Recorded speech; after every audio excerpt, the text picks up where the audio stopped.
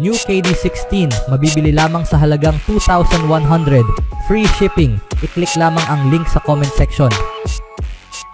Ibinunyag ng Lakers sa isang post sa social media nitong Sabado na si Bronny James ay magsusuot ng jersey number 9 para sa susunod na season. Ang jersey ni Bronny ay magkakaroon din ng pangalan sa likod na James Jr. dahil ang tunay niyang pangalan ay LeBron James Jr. Ito ay isang pagbabago para sa 19-year-old na rookie na si Bronny na dati nang nagsuot ng number 0 sa high school sa Sierra Canyon at pagkatapos ay number 6 sa college sa USC nung nakaraang season. Ang number 6 ay dati nang isinuot ng kanyang ama na si LeBron sa Lakers na kalaunan ay lumipat sa number 23 noong 2019 at ang number 0 ay kasalukuyang ginagamit ng Lakers guard na si Jalen Hood-Schifino. Bilang resulta, si Bronny ay gagamit ng number 9. Ang numerong ito ay sinuot na ng 15 pang mga players sa kasaysayan ng Lakers, kabilang na ang pinakabago na sina Huertas, Lou Oldeng, Rajon Rondo, Wesley Matthews, Kent Bazemore at Sterling Brown. Kung babalikan pa, ito ay sinuot din ng isang ex-Lakers All-Star noong 1990s na nagbigay na sa kanyang blessings kay Bronny para sa number 9. Anong masasabi nyo mga kaibigan? Sa sumunod na balita naman mga kaibigan, ang Atlanta Hawks ay nasa huling yugto na ng pag-uusap para official nang mangyari ang trade para sa high-scoring na si DeJounte Murray sa New Orleans Pelicans kapalit ng isang package na inaasahang magsasama ng 2 first-round draft picks ayon sa mga taong may kaalaman sa mga talakayan. Nagsalita ang mga tao sa The Associated Press sa kondisyong hindi ibubunyag ang kanilang pagkakakilanlan dahil ang trade ay hindi pa final. Inaasahang tatanggapin ng Hawks sina forward center Larry Nance Jr. at point guard Dyson Daniels sa deal, pati na rin ang mga first round picks sa 2025 at 2029. Dahil ang trade ay hindi pa official, pinili ng Hawks ang number 1 overall pick sa NBA draft noong Webes ng araw ang swing player na si Zachary Risacher mula sa France bago i-trade si AJ Griffin sa Houston noong Biyernes para makakuha ng second round pick na ginamit upang makuha ang mga karapatan kay guard or forward Nikola Jurisic mula sa Serbia. Ang pag-trade kay Murray ay nagpapahiwatig na ang off-season overhaul ng Hawks ay maaaring nagsisimula pa lamang. Palagi kaming maghahanap ng mga paraan upang mapabuti ang team, sabi ni General Manager Landry Fields ngayon araw sa unang press conference ni Risacher sa Atlanta. Hindi na nagbigay ng karagdagang detalye si Fields tungkol sa anumang posibleng interes sa pag-trade ng mga veteranong players. Ang kombinasyon sa backcourt ni Trae Young at Murray ay nagbigay ng opensa ngunit walang tagumpay sa playoffs. Nagtapos ang Hawks sa ika-10 spot sa Eastern Conference na may 36-46 na record ngayong season at hindi pa nananalo ng playoff series mula nang mag-advance sa Eastern Conference Finals noong 2021. Anong masasabi nyo mga kaibigan sa trade na ito? Sa ibang balita naman mga kaibigan, mayroong daan-daang halimbawa sa bawat major professional sport, mga maling paghusga sa araw ng draft, patungo sa mga papuri sa sarili na sa loob ng ilang buwan ay nagiging pagsisisi patungo sa madalas na nawawalan ng trabaho ang isang executive. Kaya ang Warriors ay ginamit ang kanilang limitadong option sa 2024 NBA Draft upang gumawa ng mga desisyon na hindi magpapasiklab sa social media ngunit nagpapahayag sa kanilang sense of urgency. Gumawa sila ng mga hakbang na nagpapatibay sa kanilang pangako na sulitin ang natitirang mga season ni Stephen Curry. Dumagdag ang Golden State ng 3 20-year-old na mga players na may magandang karanasan at may average na edad na 24. Hindi kami narito para lamang mag-draft ng mas matatandang tao, sabi ng general manager na si Mike Dunleavy sa isang press conference sa Chase Center. Nag-draft kami ng mga tao na sa tingin namain ay mahuhusay na mga players ng basketball. Kung nangangailangan ito ng maikling panahon upang masuri iyon o mas mahabang panahon, mas kaunti ang aming pag-aalala tungkol sa edad. Nag-draft kami ng mga tao na sa tingin namin ay mahuhusay na mga players ng basketball.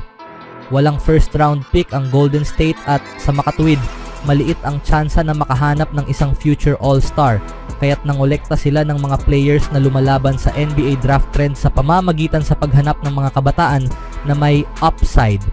Isa pang lohikal na trend ay kung ano ang malawak na itinuturing na hindi kapansin-pansing draft.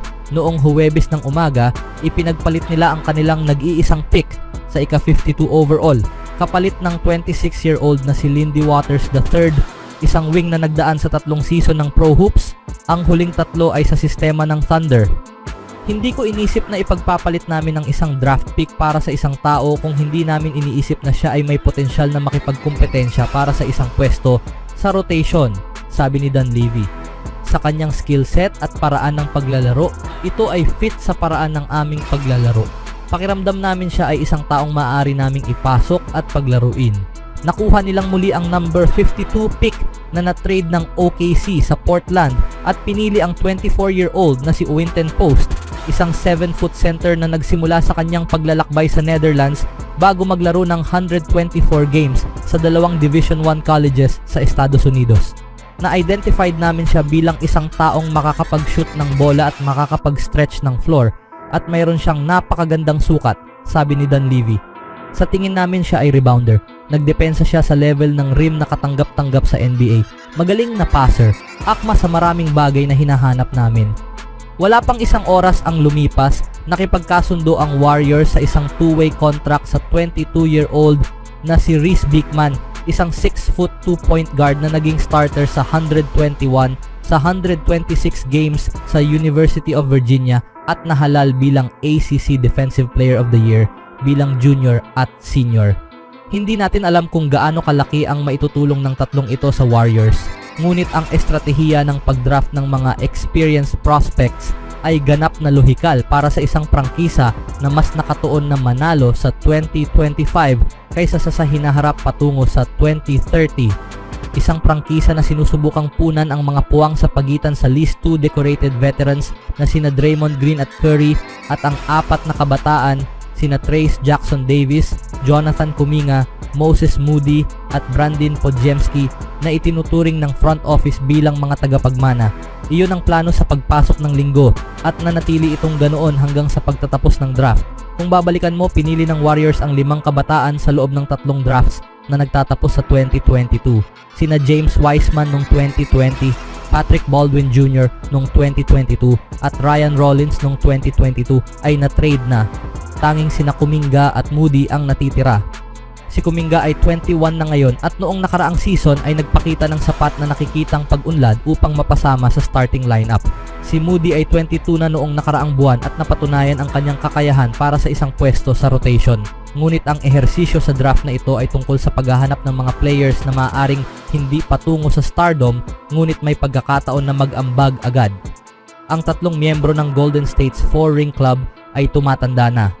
Si Curry ay 36 na, si Green ay 34, si Klay Thompson kung babalik ay 34 na.